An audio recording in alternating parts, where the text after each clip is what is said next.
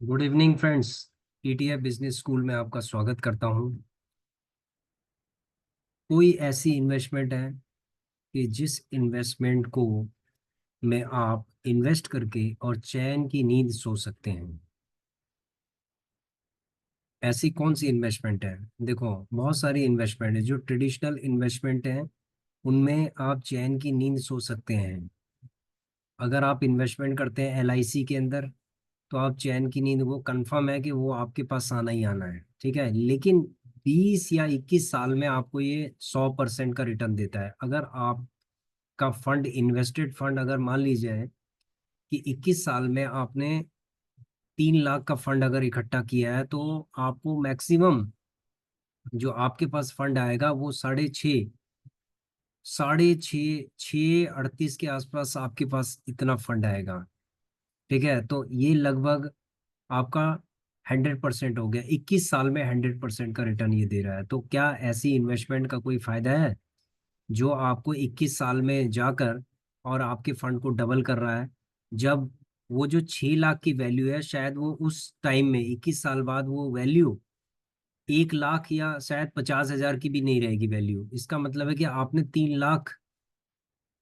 लाख आपने एलआईसी में जमा किए हैं, इंश्योरेंस में जमा किए हैं, और आपकी जो फंड की वैल्यू है वो एक चौथाई हो गई है, 50,000 रह गई है।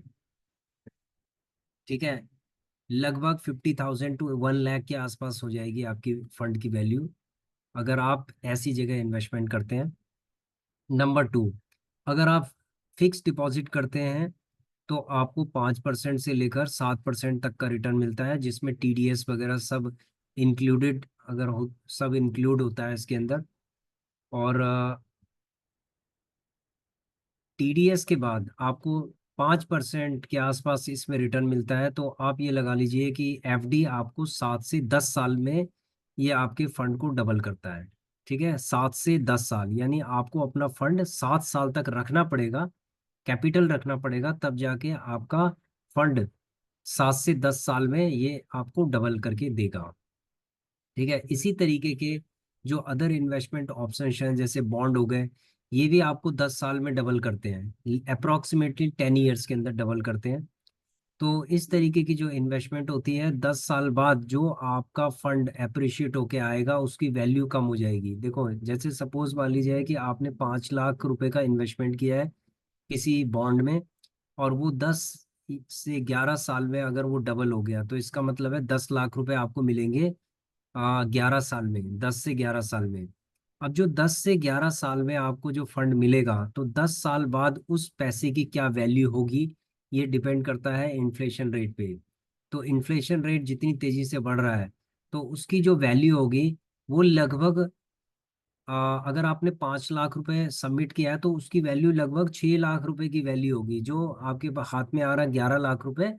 लेकिन मार्केट में इतना इन्फ्लेशन होगा कि उसकी जो वैल्यू है वो ज्यादा से ज्यादा 6 लाख की होगी। यानी 5 लाख आपने बैंक को दिया, या फिर गवर्नमेंट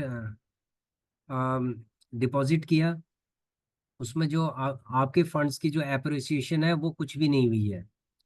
ठीक है, सिर्फ 1 लाख या 50,000 के आसपास होगी।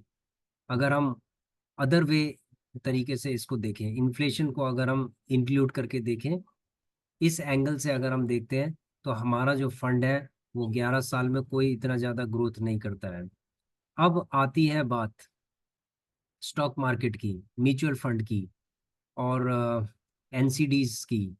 तो देखो, ऐसा होता है कि म्यूचुअल फंड और एनसीडीज, और उसके बाद है आपका ईटीएफ, स्टॉक्स, इंडेक्स, ये जो स्टॉक मार्केट के अंदर रिस्क बहुत ज़्यादा होता है। यहाँ पर हर तरीके के लोगों के लिए ये मार्केट बनी हुई है। जो लो रिस्क में काम करना चाहते हैं उनके लिए भी है, जो मीडियम रिस्क में काम करना चाहते हैं उनके लिए भी है, जो हाई रिस्क में काम करना चाहते हैं उनके लिए भी है। और इवन क्या है कि जो गैम्बलिंग खेलना चाहते हैं उनके लिए भी है, जो डेली ट्रेडिंग जो होती है, गैम्बलिंग होती है, वो उनके लिए भी है। देखो, गैम्बलिंग हम इसलिए इसको कहते हैं क्योंकि जनरली क्या होता है कि इसमें कितना भी ट्रेंड हो, ठीक है, एक बार वो पिटता जरूर है और उसका सारा फंड जो है जीरो हो जाता है। तो यहाँ पर जो फंड जीरो होने की जो गुंजाइश है वो 99% होती है, अगर आपका ट्रेड या समय आपके फेवर में नहीं है। तो सीधी बात है कि जिसकी समय जिसके फेवर में होगा वही जीतेगा, जिसके समय जिसके फेवर में नहीं होगा वो नहीं जीतेगा। तो इसीलिए हम इसको ऑलमोस्ट गैम्बलिंग कहते हैं। अब बात आती है ईटीएफ की। देखो, ईटीएफ में रिस्क होता है, हम ये नहीं कह सकते कि ईटीएफ के अंदर रिस्क नहीं है। रिस्क तो आपका एफडी के अंदर भी रिस्क होता है कि अगर बैंक दिवालिया हो गया तो वो आपको किस प्रोविजन के हिसाब से कितना पैसा देगा। सिमिलरली ईटीएफ में जितने भी फंड्स होते हैं, फंड हाउस होते हैं, अगर वो मान लीजिए कुछ इश्यूज हो गया तो वो फंड हाउस क्या है, बंद भी हो सकते हैं। तो आपको क्या मिलेगा। तो ये जो प्रोविजंस होते हैं, इन प्रोविजंस की स्टडी करना बहुत जरूरी होता है कि हम कितना रिस्क हम इसके अंदर ले सकते हैं। ठीक है, उन प्रोविजंस को देख के हमें रिस्क लेना चाहिए। तो हम ये कहते हैं कि अगर आप किसी भी ईटीएफ के अंदर अगर आप इन्वेस्टमेंट करना चाहते हैं तो 1 लाख से ज्यादा कभी भी एक ईटीएफ के ऊपर कभी इन्वेस्टमेंट मत कीजिए।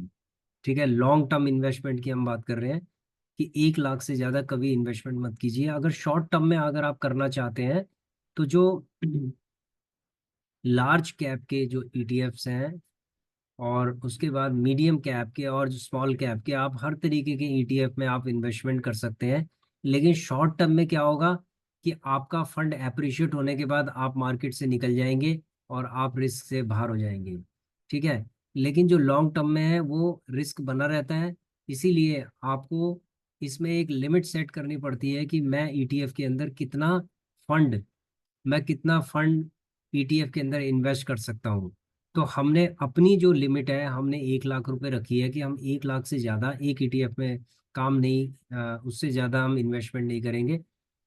अगर हम सपोज 1 लाख एक ईटीएफ पे किया है तो 22 ईटीएफ पे अगर हम काम करते तो 22 लाख हो गए। हम ऐसे नहीं कि मान लीजिए 5 लाख एक ही ईटीएफ के अंदर लगा दिया या 2 लाख 3 लाख एक ही ईटीएफ के अंदर ठोक दिया है। तो हम इस तरीके की जो इन्वेस्टमेंट है वो नहीं करेंगे। हम रिस्क को मैनेज करेंगे, एक प्रॉपर एक पोर्टफोलियो को डेवलप करेंगे। जैसे फॉर एग्जांपल हम दिखाते हैं आपको। सबसे पहले हमारा जो टॉपिक ये था कि ईटीएफ में इन्वेस्ट करके आप चैन से सो सकते हैं। देखो, चैन से बिल्कुल सोओगे आप, क्योंकि ये ऑलमोस्ट 99.99% सेफ है और इसके अंदर कोई दिक्कत नहीं आने वाली।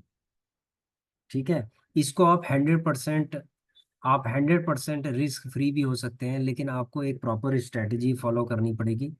जैसे फॉर एग्जांपल हम चलते हैं अपने एक छोटे से माइक्रो पोर्टफोलियो में, जो हमने एक एक दो दो हजार तीन तीन हजार करके हमने पैसा जमा करके और थोड़ा सा दूसरे डिमेट अकाउंट से प्रॉफिट निकाल निकाल के हमने इसको डेवलप किया है। तो आप यहाँ देखेंगे, यहाँ पर 7 साढ़े 7% के आसपास इसमें रिटर्न मिल रहा है 3 महीने के अंदर। अब आप देखेंगे कुछ ऐसे ईटीएफ हैं जिन्होंने 15-15% के रिटर्न दिए हैं, 10-10 11-11% के रिटर्न दिए हैं। तो ये साल भर में मैं समझता हूँ कि कम से कम 20% का रिटर्न तो ये देंगे। ठीक है, और 20% का रिटर्न साल भर का बहुत अच्छा माना जाता है, विदाउट एनी रिस्क, बिना रिस्क के। तो अगर हमारा पोर्टफोलियो एक सॉलिड पोर्टफोलियो है ईटीएफ के अंदर तो हम चैन से सो सकते हैं। ठीक है, हमें कोई दिक्कत नहीं। अगर मार्केट यहाँ पर क्रैश भी कर जाएगा, सपोज मार्केट यहाँ पर क्रैश कर जाएगा, तो ये जो हमारा पीएनएल है ओवरऑल, इसका 4% ही गिरेगा। क्योंकि अगर ये कुछ ऐसे सेक्टर्स हैं जो कम गिरेंगे, कुछ ऐसे होंगे जो ज्यादा गिरेंगे। तो हम एक पूरे पोर्टफोलियो, जो हमारा एक पूरा पोर्टफोलियो है, वो क्राइसिस के टाइम पे ये कुछ ऐसे हमारे ईटीएफ हैं जो हमें संभाल लेंगे, कुछ ऐसे ईटीएफ हैं जो बहुत ज्यादा नीचे गिर जाएंगे। हो सकता है कि जो लार्ज कैप है वो हमें संभाल ले और मिड कैप और स्मॉल कैप हो सकता है धराशायी हो जाए। तो हमें हमेशा एक ऐसा पोर्टफोलियो बनाना है ईटीएफ के अंदर जिसमें हम चैन से सो सकें। ठीक है, तो ईटीएफ हमें चैन से सोने देगा अगर हम धीरे धीरे करके इसके अंदर इन्वेस्टमेंट करते जाएं, धीरे धीरे करके हम इसमें इन्वेस्टमेंट करते जाएं और एक लॉन्ग टर्म होराइजन के साथ हम इसके अंदर इन्वेस्टमेंट करते जाएं। ठीक है, तो हम अपने फंड को अप्रिशिएट धीरे धीरे करके करेंगे। एकदम से क्या होता है कि अगर आप बहुत ज़्यादा फंड अगर इन्वेस्टमेंट कर देंगे इसके अंदर, ईटीएफ के अंदर, तो क्या होगा, कभी मार्केट 4% 5% नीचे भी गिर जाती है, तो जिसकी वजह से आपका नेगेटिव, कुछ दिनों तक आप उसको नेगेटिव देखना स्टार्ट कर दोगे, तो आपको एक अदर फीलिंग आएगी।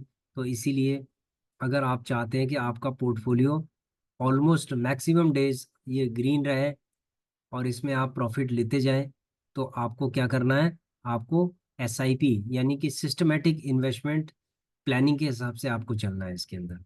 ठीक है, थोड़ा थोड़ा करके इसमें इन्वेस्टमेंट करते जाना है। जब आपको प्रॉफिट हो जाए तो आप रेगुलर इनकम भी जनरेट कर सकते हैं, और आप जो है एक लॉन्ग टर्म के लिए आप इसके अंदर इन्वेस्टमेंट कर सकते हैं। ठीक है, लेकिन आपको बेस्ट ईटीएफ ही चूज करने हैं इसके अंदर।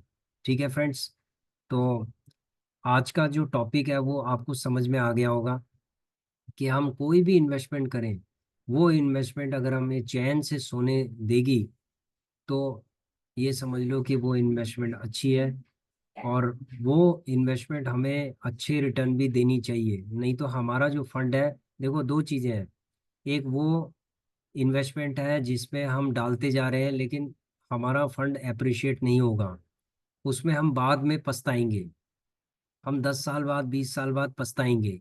इसलिए पछताने से पहले आप एनालिसिस करें कि कौन सी इन्वेस्टमेंट आपके लिए सबसे बेहतर है, जो बेहतर इन्वेस्टमेंट होगी उसी में आप इन्वेस्ट करें।